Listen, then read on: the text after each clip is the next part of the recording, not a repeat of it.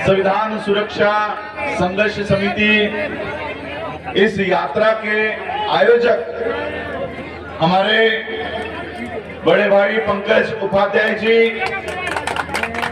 मंच पर उपस्थित इस क्षेत्र के मेयर शारदा सोलंकी मैडम जी, उनके साथ सौरव सोलंकी जी और मेरे साथ आए हुए बुद्धिस्ट सोसाइटी ऑफ इंडिया भारतीय बौद्ध महासभा स्टेट मध्य प्रदेश स्टेट के प्रेसिडेंट मुकुल वाघ जी, महेश दत्त मिश्रा जी, मंच पर उपस्थित सभी मान्यवर और यहाँ पर मेरे सामने उपस्थित सभी मेरे भाइयों को, बहनों को और माताओं को राज रत्न अंबेडकर का जय भीम। 132वें जयंती को सिर्फ मध्य प्रदेश में ही नहीं, भारत में ही नहीं, पूरे विश्व में डॉक्टर बाबा साहब अंबेडकर जी की जयंती बड़े धूमधाम से मनाई गई। हम लोग हमेशा एक नारा देते हैं कि जब तक सूरज चांद रहेगा तेरा नाम रहेगा, लेकिन कल यानी 14 अप्रैल 2023 को ये जो घोषणा है कि जब तक सूरज चांद रहेगा बाबा तेरा नाम रहेगा, ये घोषणा हकीकत में बदल गई है। सूरज के बगल में एक तारे को डॉक्टर बाबा साहब अंबेडकर ये नाम नासा ने दे दिया है। आज सही मायने में ये नाम, ये नारा हकीकत में उतर गया है कि जब तक सूरज और चांद रहेगा तब तक बाबा साहब का नाम इस पूरे धरती पर रहने वाला है। और आज हमने इस संविधान बचाओ संघर्ष समिति संविधान बचाओ संकल्प यात्रा की शुरुआत हम लोगों ने आज यहाँ की धरती से किया हुआ है।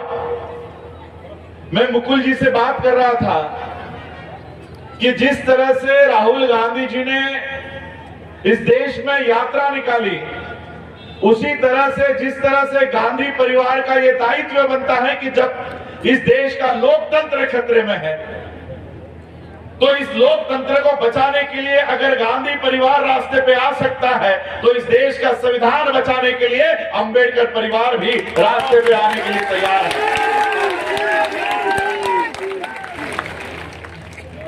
और जब मुकुल जी से मैं बात कर रहा था कि पूरे देश भर में से हम कहां से इस यात्रा की शुरुआत कर सकते हैं, तब मुकुल जी ने मुझे कहा कि बाबा साहब अंबेडकर जी का जन्म मध्य प्रदेश की भूमि में हुआ है और इसलिए इस संकल्प यात्रा को अगर पूरा करना है तो मध्य प्रदेश के राज्य को चुनो, मध्य प्रदेश की धरती को चुनो।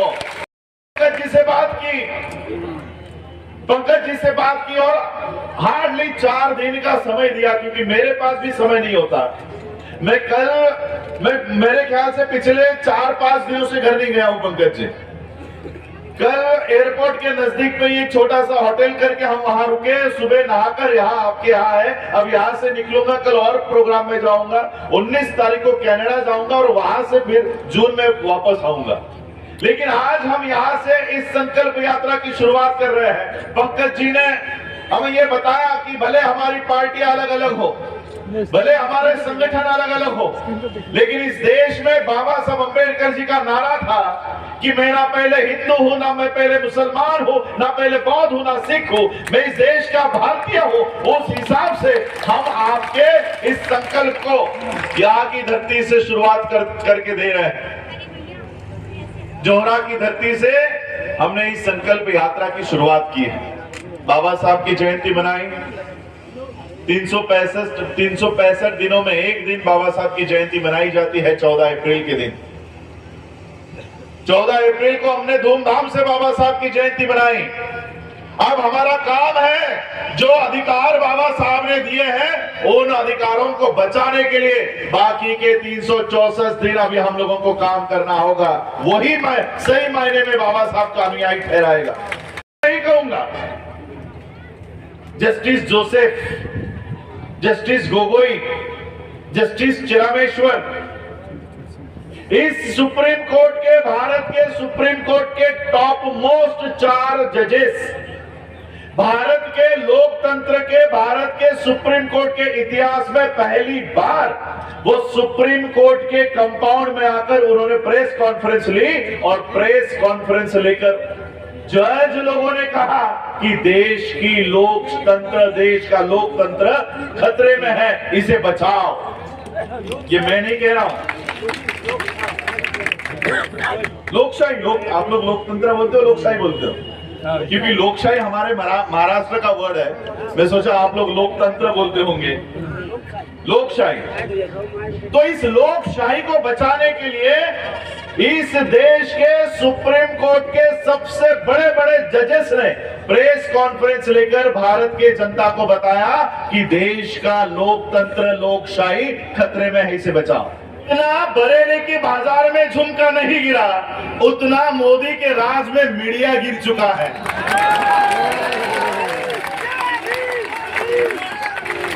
इतना मीडिया गिर चुका है।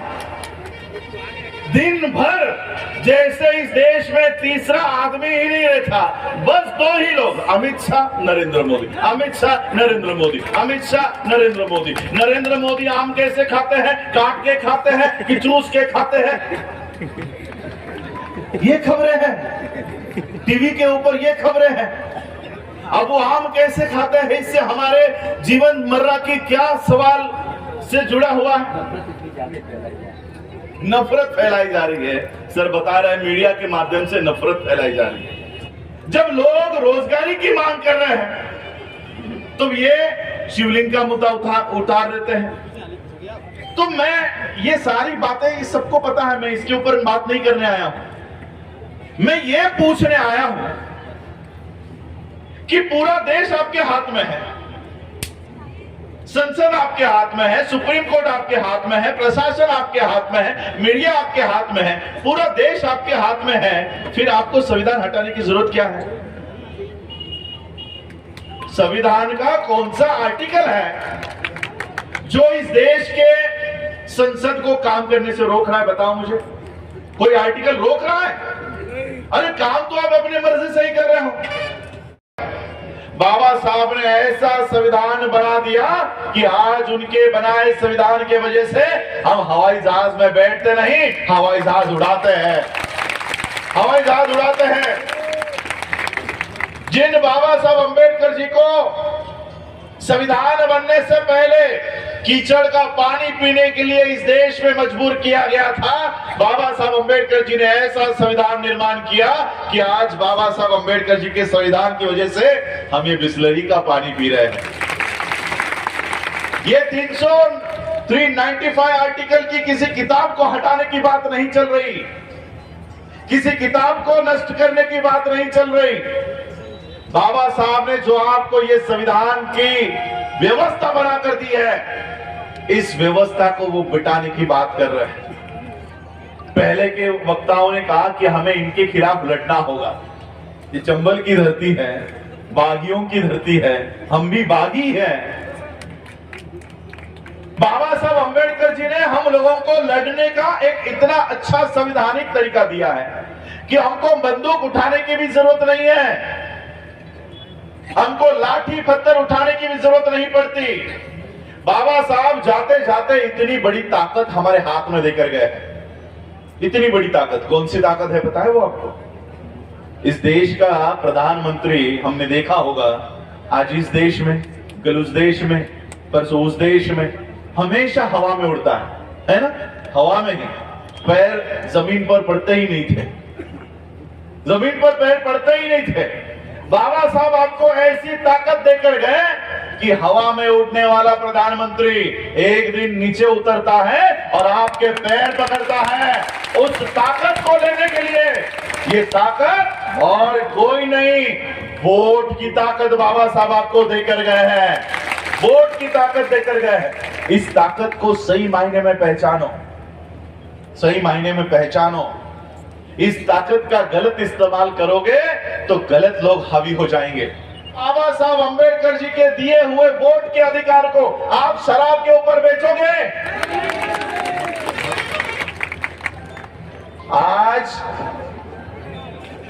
आज उनकी शराब पियोगे, कल वो आपके बच्चों का खून पिएंगे,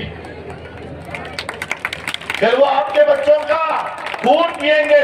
ताकत है ये ताकत, जिस दिन वोट पड़ते होंगे उस दिन इसी तरह से पंकज जी के पीछे खड़ी होनी चाहिए, तब जाकर इस तरह का से बटन दबाना। मैं अमित शाह का ही स्टेटमेंट आप लोगों को बताना चाहता हूं। आने वाले 2024 के इलेक्शन में या आने वाले आपके असेंबलीज के इलेक्शन में ऐसा बटन दबाओ कि अमित शाह के रोंगटे खड़े हो जाने चाहिए, ऐसे बटन दबाओ।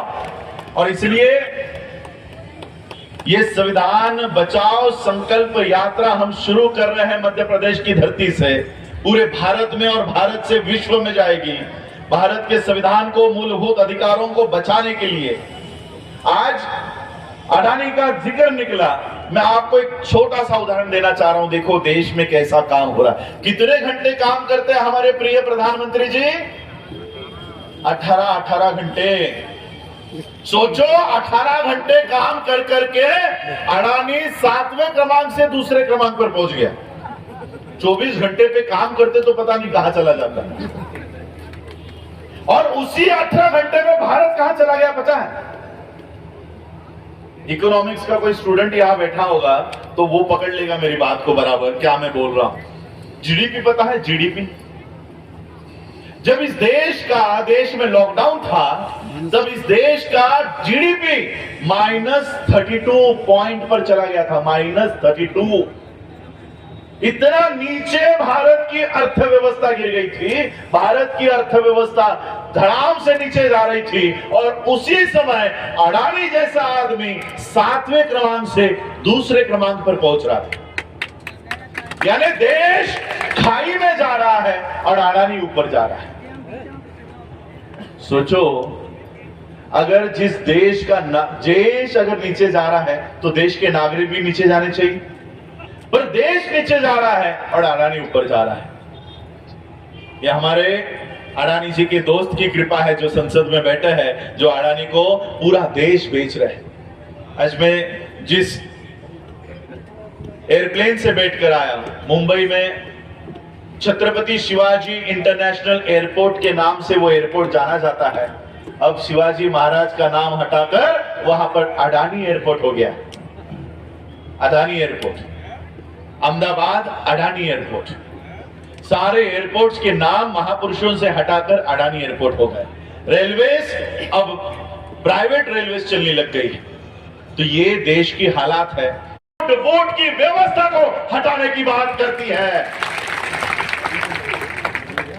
और इसलिए हम लोगों को जो बाबा साहब ने ये व्यवस्था बनाकर दी है, ये केवल 395 आर्टिकल की किताब बनाकर नहीं दी, हमारे सूट बूट टाई कोट की व्यवस्था की है। यही इनके आंखों में चुभता है, यही इनके आंखों में चुभता है। और इसलिए आने वाले समय में हमें संवैधानिक माध्यम से इस देश में संविधान को बचाना है, इस देश में संविधान को बचाना है। और इसलिए जो भी इस देश में संविधान के बचाने की मुहिम में साथ देगा, हम उसके साथ डट कर खड़े रहेंगे। पंकज जी आज इस मुहिम में हमको साथ दे रहे हैं, मैं डट कर उनके साथ खड़ा रहूंगा, क्योंकि वो मेरे साथ नहीं, संविधान का साथ दे रहे हैं।